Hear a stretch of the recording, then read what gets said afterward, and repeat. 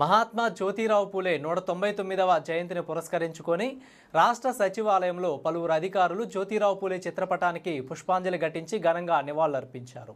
CM కార్యదర్శి ఏవి రాజమౌళి, రాష్ట్ర సాధారణ పరిపాలన శాఖ ముఖ్య కార్యదర్శి ముఖేష్ కుమార్ మీనా, ఐటీ శాఖ కార్యదర్శి కాటమనేని భాస్కర్ తదితర అధికారులు పాల్గొని జ్యోతిరావు పూలే చిత్రపటానికి పుష్పాంజలి ఘటించి నివాళులర్పించారు.